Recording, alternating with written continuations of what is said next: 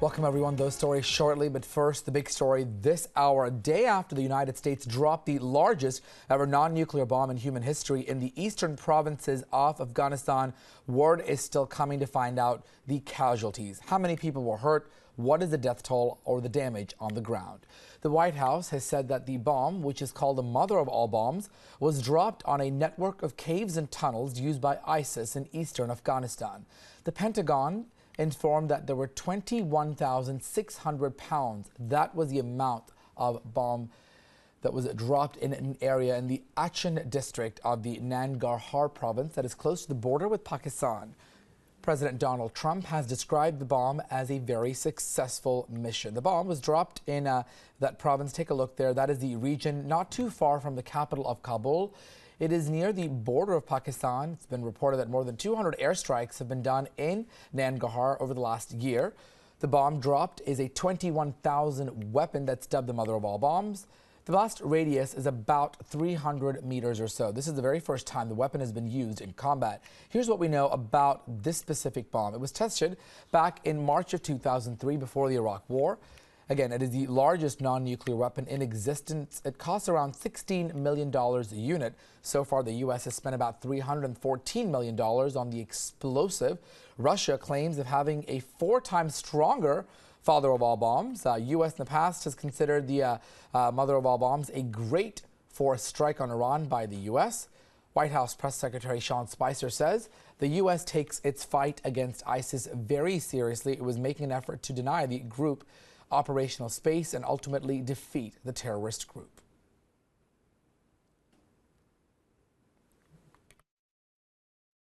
At around 7 p.m. local time in Afghanistan last night, the United States military used a GBU-43 weapon in Afghanistan. The GBU-43 is a large, powerful, and accurately delivered weapon. We targeted a system of tunnels and caves that ISIS fighters used to move around freely, making it easier for them to target U.S. military advisors and Afghan forces in the area. Well, meanwhile, former Afghanistan President Hamid Karzai is among the first to condemn the U.S.'s bombing in Afghanistan. He tweeted and he said he has accused the U.S. of misusing Afghanistan as a testing ground for its new and dangerous weapons.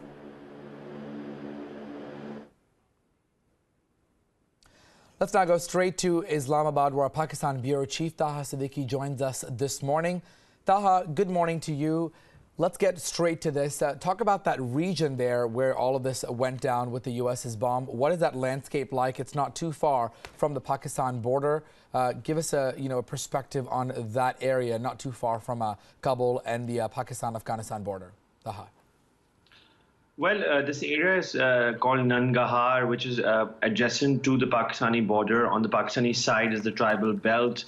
And from what we know, this is one of those areas in parts of Afghanistan which the government of Kabul does not really have any control over because of the spread of militancy there. And the kind of militancy there is of a different nature in the sense that we do know that Afghan Taliban are widespread in Afghanistan, but in this part of Nangarhar, most of the militants that are based over there are from the Islamic State group or people who have sort of given allegiance to Islamic State group. And a number of these fighters are the ones who have moved from Pakistan side, from the tribal belt during the operations that we've seen in the last few years and escaped to the other side into Nangarhar. So there are also the Pakistani Taliban which have joined Islamic State ranks. And we've seen that a number of attacks in the recent past with regards to, for example, U.S. drone strikes and even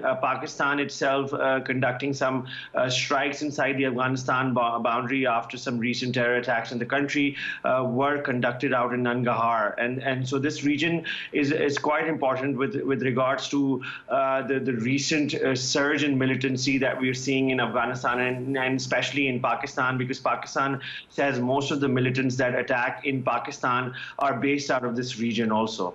Taha, let me also, get your thoughts with regards to how all of this is playing out in Pakistan. Is there any word for concern from Pakistan and officials there? How is the media reporting this incident? Trump has praised this. Hamid Karzai has condemned the U.S., but Pakistan just a footstep away. This sort of also reminds one of what happened with the capture of Osama bin Laden.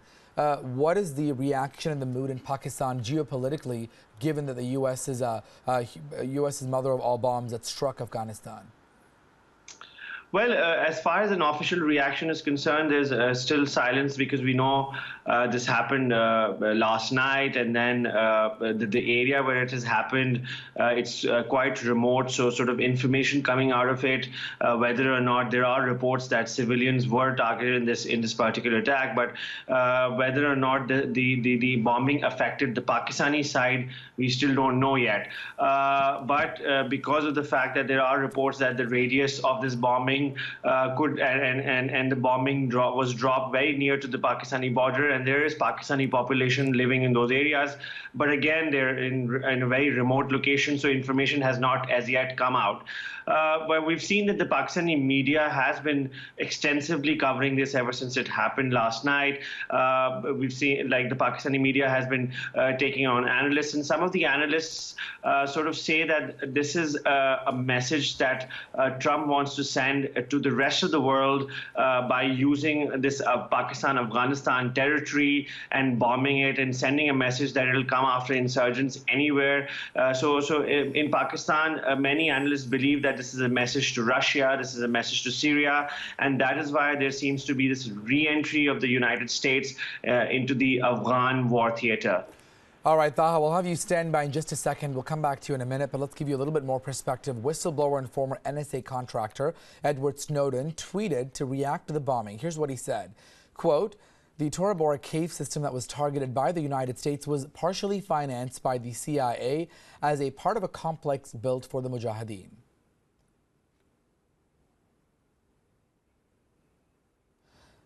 Well, as the U.S. National Security Advisor H.R. McMaster arrives in Kabul, Russia is hosting the third meeting of regional countries on Islamic State and Taliban in Moscow. The U.S. has refused to attend the meeting. That is the first time that the U.S. was invited for the meeting. India will attend it, but the main participants are going to be China, Iran, Pakistan, and Russia, who are openly looking for a peace deal in Afghanistan that would accommodate the Taliban. The sharpened geopolitical moves have raised concerns in India that Afghanistan may become the new theater for the U.S.-Russia rivalry. India has expressed concerns to keep a check on the growing rivalry between the superpowers, which, if left unchecked, could become the next Syria on India's doorstep. Let's go. We are now going to be going to Ramesh Ramachandran, WION's correspondent, joining us from Vijay Chowk in Delhi. Ramesh, good morning to you. How is this all going to plan out with regards to India, and how India is watching this closely with regards to Trump's foreign policy move? Ramesh? Good morning, Archit. Now, this will be the third meeting of its kind which Russia will be hosting today in Moscow. Remember, this is a neighborhood meeting, or a meeting of the countries in Afghanistan's neighborhood, including India, who have been invited to this conference. The noteworthy point is that this time the U.S. has been invited, but it is not participating in this conference. From India's perspective, though, Russia, China, Iran, all are included, and it remains to be seen what the outcome of these deliberations are. India will be represented by a joint secretary level officer from the Indian Foreign Ministry, and we're given to understand that India is apprehensive or wary of the attempts by countries in Afghanistan's neighborhood, especially Russia, China, Iran, to somehow co-opt the Taliban, as it were, and to come to some sort of agreement or accommodation with the Taliban in Afghanistan.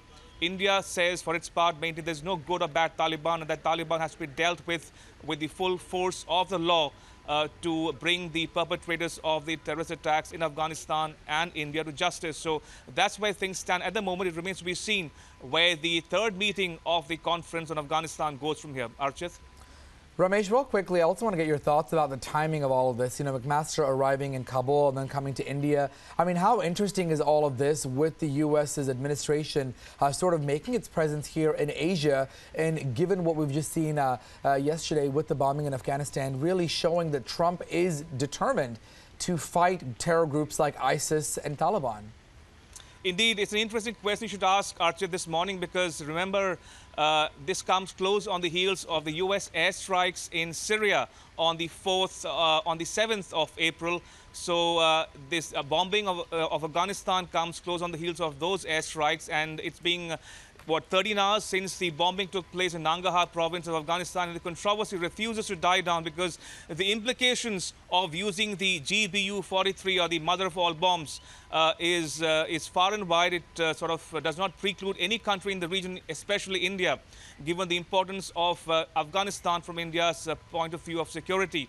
Now, that said, the bombing itself, the timing of the bombing itself is suspect, because people are asking, why did the U.S. bomb Afghanistan now? And the timing has been questioned by commentators around the world. Now, one interpretation is that it was catered to a domestic constituency, namely the American public, because the Trump administration wants to come across as being very robust on its security policy, especially after Syria and now Afghanistan.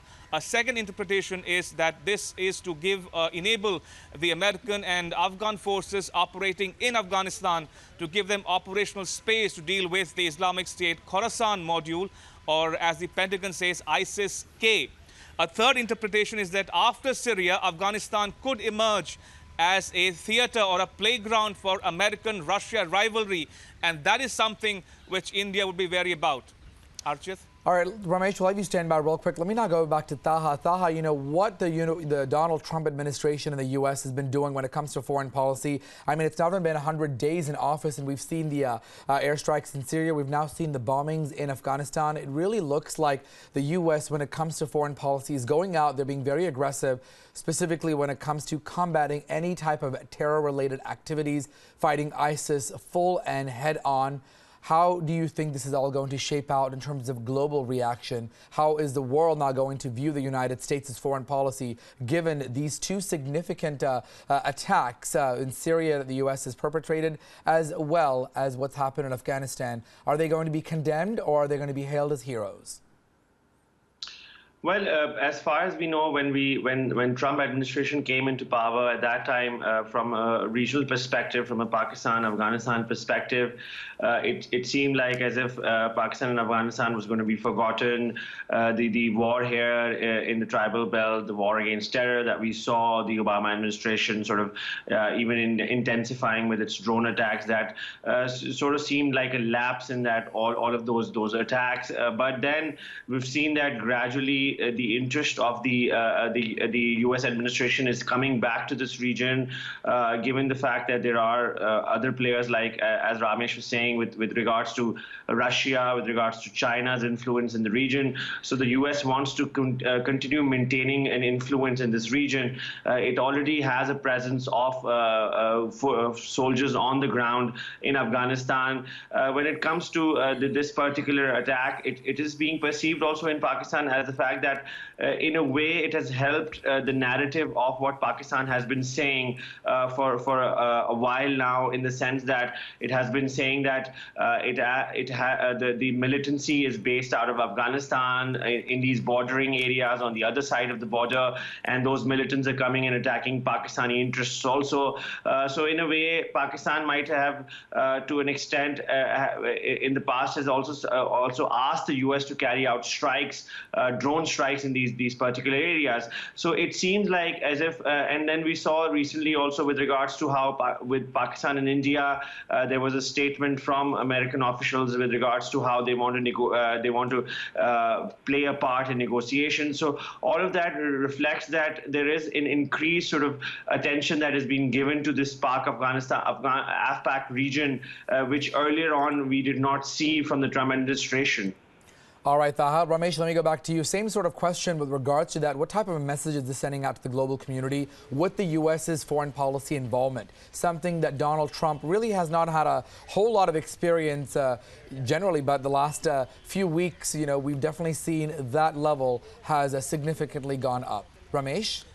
Archit, in the last few weeks or so, we've seen Trump do a 180-degree on a host of issues, including but not limited to Russia, China, and Syria in particular. Now, remember, he said that the main target of his policy would be to defeat the ISIS but we saw him go back on his words and target the Assad administration in Syria by launching those airstrikes on the 7th of April.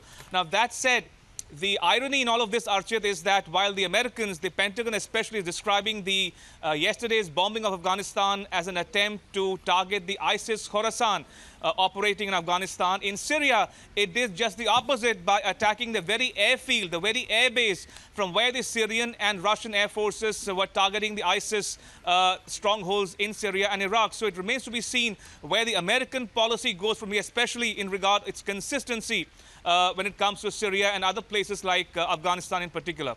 All right, Ramesh Ramachandran and Taha Siddiqui, our correspondents, getting us all the very latest details on the U.S. bombings in Afghanistan. Thank you to both of you.